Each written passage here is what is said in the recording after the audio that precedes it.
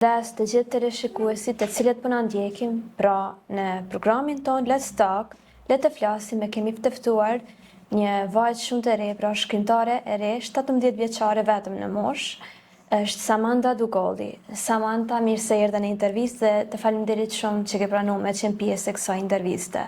Spari i përshëndes gjithë shikuesit që po na ndjekin dhe të falenderoj shumë për ftesën që keni zgjedhur ma bë mu si një vajzë 17 vjeçare. Ju falenderoj Spari që keni vendosur për me i përkra edhe autorët e rinj, ashtu siç jam unë.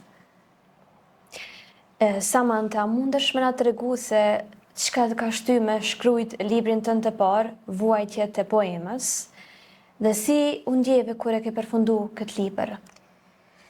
Fillimi, kur vendosa me shkru librin, ka qenë një histori familjare, cilën e kom cek këto, edhe duke ja dediku gjyshës time, familjes time, në përgjithësi, atëherë e kom vendos për me e shkruajt librin e parë, edhe i kom përfshi vuajtje, cilat mi ka sjell jeta. Ndoshta për dikënd mund të duken disa vuajtje shumë të lehta, po e kom zgjedh një mënyrë më të mirë për me shfaq sikur çish i kom përjetu unë ato. Dhe pasi e përfundova, është qenë një ndjenjë shumë e veçantë, edhe ndoshta kom punu shumë ditë e natë, ndoshta edhe kom nejt edhe pa gjumë, veç për me pa një rezultat shumë të mirë, edhe m'ju pëlqy lexuesve cilët i kam. Shumë mirë, dhe më thonë kjo është autobiografi, është komplet çdo send personale, apo? Nuk ka kur gjë të shtume, veç komplet është personale, shumë mirë. Po si është të jesh 17 vjeçare edhe të mbash në duar një libër me emrin tënd? Çfarë do të thonë ka kjo për ty personalisht? Në moshën 17 vjeçare është një arritje shumë e madhe për mu, po është edhe një përgjegjësi shumë e madhe, se normal fillojnë edhe paragjykimet prej lexuesve, pyetje të shumta, apo ndoshta edhe nuk kam cek diçka që i ban me u ndjej mirë kur e lexojnë, po fatmirësisht nuk u marr edhe përgjigje negative. Ban me u ndjej mirë kur e sheh emrin tim, kur ja kom dediku familjes, sepse familja dihet që bën gjithçka për ne, edhe kom vendosur që m'ja bëj dhurate që ja kom dediku familjes time. Edhe sot, kur e marr librin, e lexoj, m'duket se po m'rikthen atë pjesë ku e kom shkru. Çdo pikë, çdo presje e librit që e kom vendos, e di edhe saktësisht kohën, apo mënyrën se ç'isha ndje. Është një libër që kam më përkas mu, familjes tem, s'pako që kur e lexoj edhe pas disa viteve që në vazhdim, atëherë une kam u ndjej mirë edhe kom e kujtu gjanat kohën kur e kom kalu me familjen, sfidat që i ka sjell jeta, edhe besoj që jam e gatshme me u mësu edhe njerëzit prej sfidave të mia.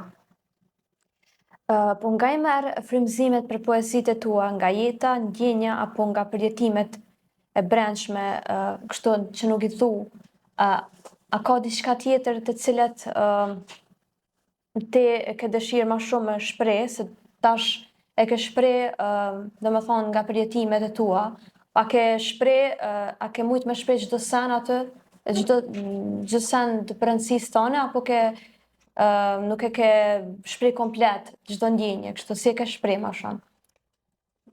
Në fakt është e vështirë të shprehësh gjitha ndjenjat vetëm në një libër, ndoshta nuk mjaftojnë shumë libra për me shpreh ndjenjat që i kemi.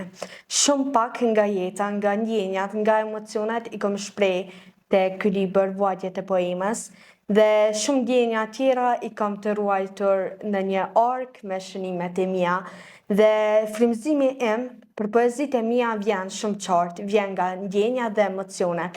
Më shkurt, po them se vjen nga emocionet, mënyra që e shikoj ndonjë histori që ma tregon dikush, ose ndonjë film, ose diçka, se edhe për autorët, është një film mund të kthehet edhe në vargje, ose një histori që tregon dikush mund të kthehet në vargje, edhe kthehet diçka personale mënyrën që e përjetojna, edhe nga ajo vjen një frymëzim që mban për me shkru edhe një sen që gjithë thëmë është që na autorët mendojmë shumë e shkrujmë shumë pak.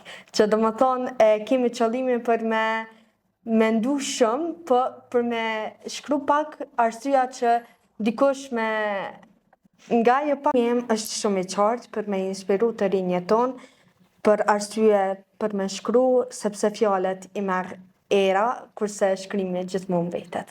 Po, normalisht, shumë mirë e the. Po çfarë ndryshimi e ndjen te vetja tash, krahasu me kohën kur shkruaje poezitë e para, për shembull? Si je ke arrit pjekurin për me shkru libra prej atëherë deri tash? Unë shkrimin e kam fillu që nga mosha 8 vjeçare, që nga momente që kam fillu për me shkru, atëherë kam shkru shkrime të ndjenjave të mallit. Arsyeja pse, sepse babi u kanë jashtë vendet në gurbet, edhe nga mungesa e tij kam fillu me shkru. Nga mungesa e gjyshës kam fillu me shkru. Edhe u kanë një moment kur e mbaj shumë mirë mend, u kanë ftohtë dimër edhe vendosa për me shkru, është kanë 24 janar, ditëlindja e gjyshës time, ku nuk kam mujt me festu. Edhe nga ndjenjat e më dha që nuk po moj nga emocionet, e di që fillimi u kanë që me lotja kom njës të shkru, edhe e vrej që deri më tash ka pas shumë ndryshime të mëdhaja, sepse u ka një moment ku kom hek edhe dorë prej shkrimit, arsyeja pse u kanë që nuk më kam përkra shumë njerëz, ndoshta këto të na nuk vlerësohet shkrimi atë sa duhet, edhe pse është një punë shumë e madhe, po ndoshta e mendojnë që thjesht është veç diçka e kot për mendim tem, edhe nuk jam dorëzu.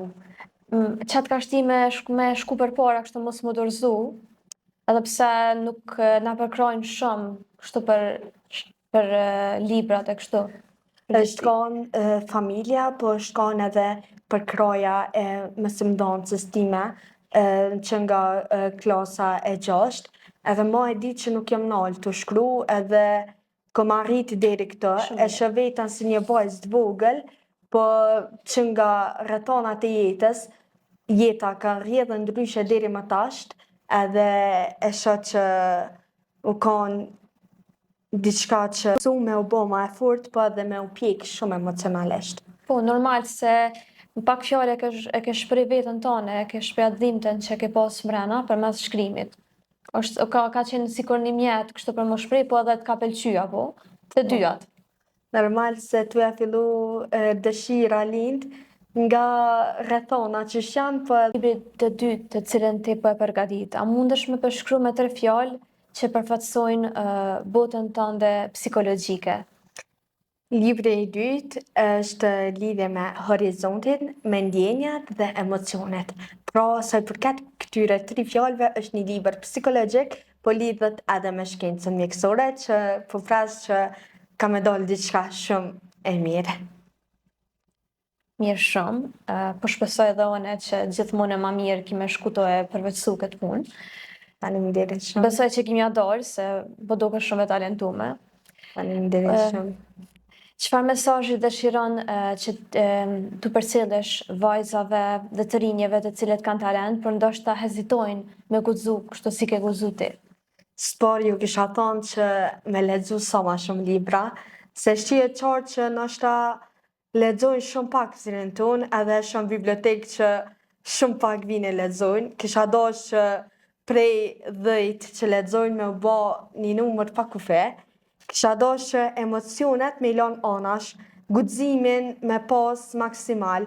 Mos e menoni që kam ju paragjyku dikush ose diçka, thjesht vazhdone, shikone talentin e juve, ato që keni brenda nxerrni për jashtë, se mu më kanë thonë shumë njerëz që qysh po guxon me i bë një libër me vuajtje, ose je shumë e rinë mosh për me bë një libër me vuajtje ose për jetën tonë autobiografik. Kom dësht me thonë që përmes këtij librit Ona e guxoj ta shprehi atë që e ndjej edhe përmes shprehjeve të ndjenjave e bëjmë një arritje shumë të madhe edhe e bëjmë dikon nashta me kalu një vujtje që ka më të madhe se vuajtjet e mia. Shumë mirë, më pëlqen shumë çka ke thonë. Do me thonë, ky libër mundet me inspiru shumë njerëz tjerë për me kalu ma lehtë. Edhe Çdo kjo si është që e ka. shumë i mirë. E a muj doshta me ta bë një pyetje ma përpara, po pas na harru ma herët këtu kur kemi qenë duke fol për këtë librin që e ke shkrujt. Pse ja ke lënë emrin Vujtjet e poemës? Pse poemës? Vuajtjet e poemës. Këtë emër, pse poemës? Në fakt, fillimi kur vendosa me shkruajt librin, isha komplet pa shpresa. Edhe babi ka qenë jashtë shtetit, isha në dhomën time, teksa e shikoja hanën. Edhe thash, pse mos ta lë vuajtjet e poemës, thjesht une jam të shkru vargje, poema është një ndërlidhje apo një poezi pa vargje, edhe poema tregon thellësinë e shpirtit, edhe pse mos më shkruaj një libër autobiografik ku shpreh ndjenjat e mia, autobiografin teme, ku çdo kush mund me gjetë vetën to, se në libër përfshihen shumë histori që çdo kush mund me gjetë një mënyrë që e ka kalu ma herët. Po. Edhe prandaj vendosa që libri me u titullu Vuajtjet e poemës. Po, poemës mu përgjithësu, kështu ta marrë. Po, edhe poema ka një emër që më ka pëlqy qënë mosh të vogël. Po, shumë mirë. E pas ke mbajt me ndër i tash. E pas ke rujt për këtë libër, shumë mirë. Kur e ardhmja të pyet, për shembull ty, kush je? Qysh kishe pas dëshirë, për shembull, poezia jote mu përgjigj, për shembull, ndaj kësaj pyetje, kush je? Unë thjesht do të përgjigja që një vajzë e re që ka kaluar shumë sfida, është ajo vajza që gjithmonë e ka pas dashurinë primare për familjen. Është diçka që më ban me uni tepër mirë si person, po edhe shpresoj që i ban me uni edhe persona tjerë mirë. Në poezitë e mia do të doja që të gjithë të gjejnë përgjigjen, ku poema ka qenë si një lloj emri për mu, edhe kisha dashur që të tjerët me u inspiru nga one. Shumë mirë. Samanda, mundesh me na tregu, me na shpjegu historinë e jetës tënde që e ke përshkruar në këtë libër në pika të shkurta apo sido që ti e ndjen vetën rahat për me shpjegu? Këtu përfshihet komplet jeta jam që nga lindja deri tash. Edhe kisha dashur me thonë që librin tem merr kuptim gjithçka. Jeta ime filloi para se të isha gati, është një titull ku e kom nis me atë ditë mami po shikonte jashtë nga dritarja. Ishte muaj mars dhe rrezet e diellit bashkë me cicërinë ma të zogjve sillin një ndjesi pranvere dhe natyra dukej ende fjetur. Është dedikim për mamin, mënyra se qysh ka sakrifiku për mua, edhe kom desht me bosi një shenjë falenderime duke jam vendosur titullin Jeta ime filloi para se të isha gati. Edhe pse është e vështirë ti thuash gjithë dhimbjet që ka përjetu nona ime, po paktën me këtë pjesë kom vendos që m'ja dediku asaj. E kom tani pjesën kur dashuria bëhet armë, u kanë pjesa që ja kom dediku babit, mamit, qysh kanë sakrifiku për mu. Çdo familje ka pas probleme financiare dhe e kom vendos edhe dojt e me që janë ballafaqu për mua edhe janë kujdes atë shumë për mu. Vështirësitë e jetës dhe kuptimit së vërtetës është një ndjesi ku babi jem ka kalu shumë sfida në jetë, që u ballafaqu shumë, u rritjetëm, panon. Në fakt, nonën e ka pas gjallë, po nuk e ka taku për 22 vite me radhë. Dhe pastaj është kujdes gjysha nona e dytë e babit për ta. E kom thonë shumë mirë që unë e kam 3 gjyshe edhe kë mendim nuk mu ka hek asnjëherë, edhe për trijat kam shumë respekt, edhe pse njona një ditë pas promovimit tem ka vdek, ajo pikërisht është që e kom dediku edhe një pjesë për ta, më falë se kom emocione, Mos tanin, se mund është më shumë është takimet me gjyshen, ku i kom pas veç 3 takime me ta. Edhe ato 3 takime janë konë 3 takimet ma të mira jetës tem. Jam taku me ta në moshën 2 vjeqare, pastaj jam taku në moshën 16 vjeqare, që është një kohë shumë e gjatë, nashta po gjithmonë ka ngel në zemrën tem. Pastaj në moshën 17 vjeqare kom taku, nuk u kanë e busqeshur, nashta që kanë tjera herë, është ballafaqur me smundjen e kancerit, po pakten e kom marrë ngrohtësinë e sajna. Dhe e mendoj që atë shumë e lehtë jam kanë me ta, edhe pse nga larg, atëherë ajo ka vdek një ditë pas promovimit tem. E kom bo edhe pjesën që shumë rrit, që shumë ka dërgu babin parafiloren, me fustanin e kaltert që e kam, edhe për kraja e mësusës edukatorës cilën e përshëndesh. Edukatoria jam u ka një përkrase shumë e madhe, pastaj i kom bo edhe vitet e shkollës, deri te shkolla e mesme, ku fatmirësisht e kam gjetë një klasë shumë të mirë, po edhe një kujdestarit të jashtëzakonshme. Po ashtu edhe e kom cek fillimin e ëndrrës, qysh kom desht unë më bë poete, pastaj kom edhe do histori që kom rrëfy, është rrugëve të qytetit me shi, është një pjesë realistike, po ka edhe pjesë që i kom shprej veç ndjenjat.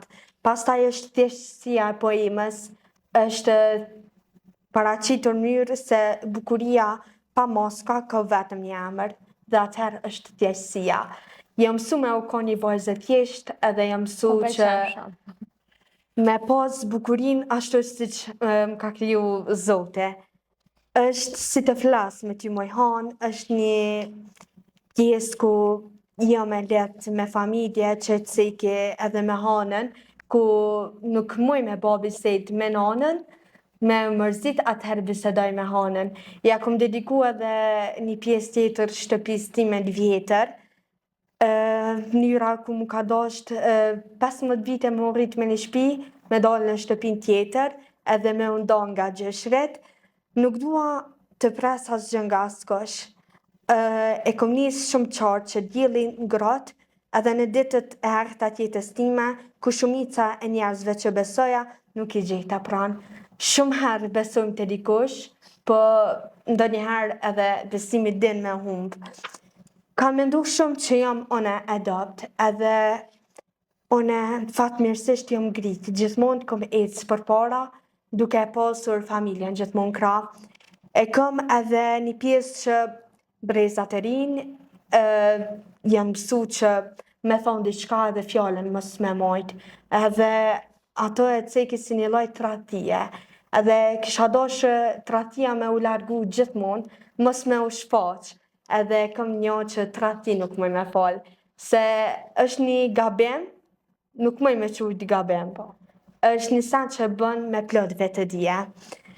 Për adoleshanta është një periudhë ku mund me bo shumë persona nga gabim, edhe atëherë unë e kom vendosur që m'ja dediku atyve, ku është një periudhë shumë e vështirë, edhe kom desht me përçu një mesazh që gjithë prindërit duhet me u kanë pjesë me i këshillu fëmijët e tyre, se vërtet është një periudhë që po, është pak e vështirë, komplekse, është ajo mosha para pjekurisë tamam, edhe është pak vështirë me qenë adoleshent, po. Fakt edhe Moshe e ndërlikume, po. edhe përjeton gjëra që nuk i ke përjetu asnjëherë më parë. E kom cek edhe se kjo periudhë është dhimbja pjesë e rritjes, por edhe forca e brendshme shumë reale. Zgjodha sepse u lëndova, e kom bo një pjesë ku më kanë harru, pa i bas një të keqe, e kom tregu me një anë sinceritetin tem, se qysh jam di ose thjesht qysh jam. Në për rrugët e vuajtjes është një pjesë me personazhe, e kom bo një histori, të i shiku historitë e tjera, edhe nuk është dedikim për mu, po thjesht nuk më shama e përfundu librin, pa pas edhe Empati për dashuri. po. Pa e fut edhe dhimbjen e dikujt tjetër. Fakt. Pa empatizu qatë sa. Edhe dhimbjet cilat i kom përjetu, u kon veç kjo dhimbje që nuk e kom përjetu dashurin. Edhe e kom bo që personazhet janë konde poema, proza edhe diele. Dhe më thonë, unë jam kon poema që i kom cek vuajtjet e mia, kurse proza dhe diele janë ballafaqu me historinë e dashurisë. Edhe e ka një përfundim jashtëzakonisht mirë kjo pjesë, sepse e tham që jeta u bë e ashpërt, rrugët u ndonë, e me mua erdhën lotët dhe mërzia më e madhe që kjo jetë mund të sjellë. Por edhe sot, proza ende ka dashuri, dielli madh e poema dhe mshuri. Kështu mbaron kjo histori me dashuri të ndarë, me zemra të thyer, dhe unë poema mbeta dëshmia e një jete të shkruar me vuajtje. E kam për me ndërlidh edhe fundin e vuajtjeve, po ashtu e kam poema në uniformën e infermierës, ku i ceki histori pacientëve, poema zëri i heshtjes, ku jeta ditë pas dite më ka soll sfida dhe vuajtjes, por unë jam bo ma e fort, i kom të i kalu. Edhe e kam fundin epiolog, që e kam me një pjesë shumë të mirë që fundi erdhi e nesër me gjithmonë mbetet mister. Po, kam një tjetër pyetje, Samanda, cila nga të gjitha këto fazat e cilat i përmende të jetës tënde që i ke kalu me vështirësi, po tani që të kam bo ma të fort, cila fazë të ka prek ty më së shumti, që të ka bo mundi ma keq, që më bon men kështu ma shumë, që të ka prek ma shumë zemër, pak fjallë. Është si të flas me ty moj hanë, është Çka ke shpreh aty, cila fazë ka qenë që të ka prek, cila ngjarje të ka prek që ke mendu në atë moment? në fakt ngjarja nuk është që përshkruhet këto, ama është si të flas me ty moj hanë. Më kujtohet shumë mirë kur e kam shkruar me një tavolinë, edhe u kanë biseda e fundit me gjyshen, edhe ja kom vendos me shkru. S'disha qysh me ballafaqu dhimbjev, edhe ja kom nis me si të flas me ty moj hanë dëshmitare nerve të mia, ti që më ke parë kur ka plante e malleve të mia, ti që më ke shikuar kur nuk më shikon të askush tjetër, thjesht është një sançe për mendje dhe familjen të kjo. Do me thonë, ka qenë më së shumti nga ngjarjet të ka prek kjo me gjyshen, apo? Po. Që je mërzit më së shumti që ka vdek. Se unë e ceki shumë shpesh që me persona që duam në ndon largësia.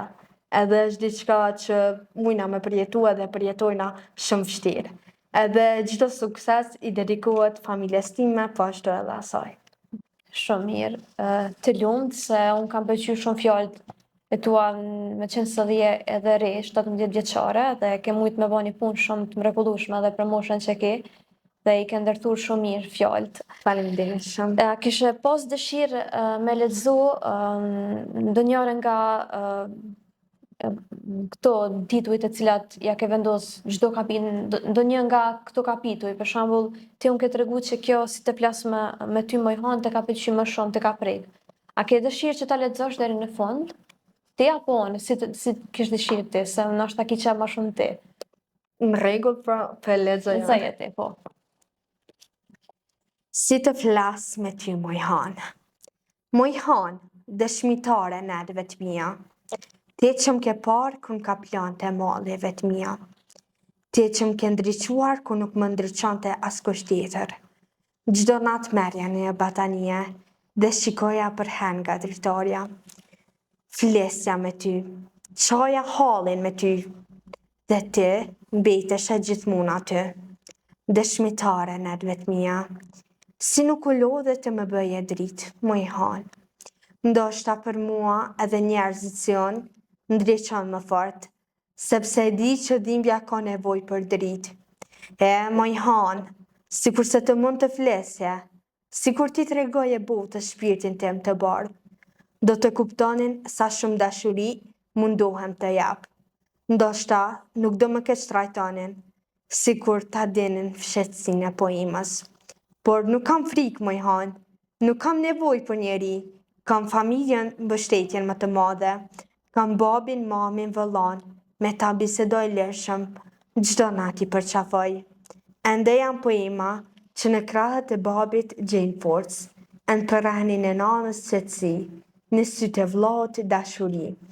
Ende jam poema që bën bisedë me Hanën, si një mike të vërtet.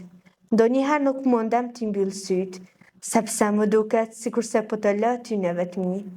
Rizgjuar e bisedoj me ty, deri lind dielli dhe të ikën.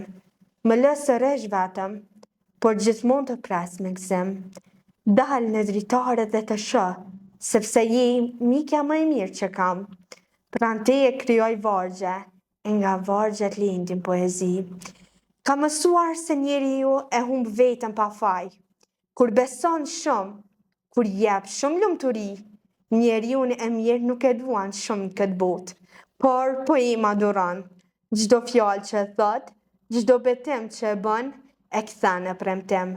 Dhe pas nuk ka kthim, nuk dua më ëndra, më mirë të flas me ty, moj Han. Lutem për botën të dhuroj dashuri, pa maska. Lutem që të tjerët të kuptojnë shpirtin e poemës, sepse jam lodhur. Le të mendojnë që të duan, unë dua të mbetem poema heshtur. E di që kjo botë nuk është e mirë për të gjithë. I lën njerëzit në vetmi pa frikë. Vetëm te, moj Han, ua bën dritë. Te e shoqëron vetmin dhe prandaj e mikja më e mirë që mund të ketë njeriu. Si të flas me ty, moj Han, pa qarë, kur më lotët më varen në dy sytë. Kam kaluar rrugë me gjemba dhe te, moj Han, ndonjëherë lodhesha. Nuk vije më para dritares për të bërë bisedën tonë, por unë të kuptoja se kush e di, sa shpirta të vetmuar flasin me ty, e netëve të gjata. Dhe ti nuk mund të jesh gjithmonë pranë secillit prej tyre.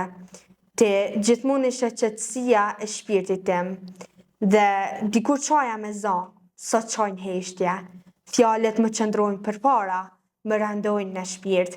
Ndjej rrugën e gjatë, kalojnë mbi gjemba. Por më shumë më dhem shpirti se sa plaga që më shkakton ajo rrugë. Ndonjëherë nuk çoj me lot. Nuk dua që të largohesh. Rri afër. Qëndro duke më folur në heshtje, duke më parë, sepse çdo fjalë që them, buron nga e vërteta, nga malli e nga ndjenja. Kur rri me ty, moj Han, duket sikur se dikush po më flet. Një zë që më kujton të kaluarën, por unë nuk dua të kthehem prapa. Para syve të me shfaqen fytyra buzëqeshje e lot, dhe kujtoj veten si fëmijë, kur çoja pa frikë, tani bisedoj me ty, por nuk është si dikur. Ka shumë gjëra që vetëm në vargje mund t'i them. Ndonjëherë as vet nuk e kuptoj hallin tim. Moj Han, e dashura ime Han. Kam shprehur se ka edhe më rënd se kaq, por gjithashtu ka edhe plagë që as koha nuk i shëron. Shumë bëjmë për tjerët, ata nuk na vlerësojnë, derisa na kam pranë, na harrojnë. Moj Han, sa shumë kam frikë, a mendon se ndokush për mua apo më kanë harruar gjithë? Sa shumë kam besuar dhe sa shumë më kanë harruar. Moj Han, zohu fol, më ndihmo, më shëro dhimbjet, se nuk më kam betur më durim. Ti, moj Han, me plot dritë, më ke parë ku më kanë kapur dhimbjet në shpirtin tim. Kam përballuar sfida të mëdha. Moj Han, ti dhe shpirti im e di sa vuajtje kam kaluar dhe se kam shpëtuar veten nga to. Ngrehu, më ndihmo, shëro dhimbjet e mia, se tani më kam betur vetëm hija, ajo në të cilën fshihen të gjitha dhimbjet, që nuk ishe askush tjetër. Kam qarë me lot, moj Han, në kokë kam plot mendime, që askush nuk i di. Mos ma kujto vajin e netëve, të lutem, mos ma bëj këtë, se netët rridhin gjatë. Pa pushim, se e di, moj Han, se di në çfarë bote jetojmë, një botë për çudi që për brenda sjell vetëm frikë. Shumë poezi e mirë. Unë ka inspiru shumë, edhe unë ka çudit se shumë e ke ndërthu shumë mirë dhe për moshën tënde, edhe unë ka pëlqy shumë edhe e kom ndje shumë këtë poezit e cilën e ke shkrujt. Faleminderit shumë. Faktikisht unë të kum tregu, nuk e di në fillim, nashta nuk të kum tregu që kum përfundu fakultetin e arteve dhe ka magjistru në solo këndem, edhe unë e kisha pas dëshirë me këndu për ty, masje kjo është poezia jote preferume, po mendoj vargu jote preferume se nga mësu me marrë gjithë kështu poet kështu më shumë me poezi kështu, se sa kështu me libër tamam. E kam një ardje që titulluhet Vasha dhe Hëna. E tash kjo përshtatet shumë me tematikën që e vargut që e ke lexu tash, që e ke shkrujt. Unë e kisha pas dëshirë me këndu për qeftanin edhe për temin normal. Tash po filloj me këndu. Hëne plotë bukur hëne, por të lutem ti vrapo për një lule që kam dhënë dhomit rimit në më do.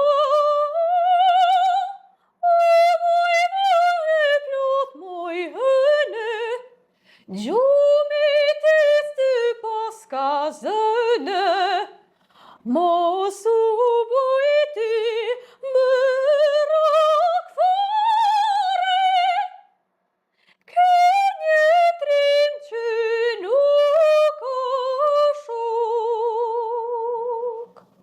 Kjo, ka qenë një pjesë e shkurt, pjesës parë, po. Kisha dosh me të jop një kompliment që në gjmje pagarusha e ditë. Faleminderit. Kompliment madhështor për mu. Është ikona e muzikës edhe për një me jope qatë bindje. Po, faleminderit shumë. Ka kompliment shumë i mirë se në qmin krejt e vlerësojnë ka qenë një ikon vërtet shumë e madhe. Edhe të falenderoj shumë për këtë kompliment. Edhe pra po të falenderoj që ke qenë pjesë e kësaj interviste dhe mu bëho shumë qefi që të kom intervistu ty Samanta, po, se me dë pas kemë, se Samanta jam su, edhe shumë emër i bukur për ndryshe, me dë për më pëlqen, që është ma ndryshe, edhe unë e po të uroj shumë sukses në të ardhmen, po shpesoj edhe po besoj që ti ki me vazhdu me shkrujt ma shumë libra, për tematikat të ndryshme, se pas ke shumë talent, edhe të kisha thonë mos me lamo këtë punë, veç me vazhdu edhe me përvetësu ma shumë. Dhe faleminderit edhe një herë që ka qenë pjesë në intervistës. Me kaq ne pra për sot po e përfundojmë emisionin ton Let's Talk, pra le të flasim, pra me vuajtjet e poemës nga Samanta Dugolli, pra ju përshëndes dhe shihemi në emisionet e radhës.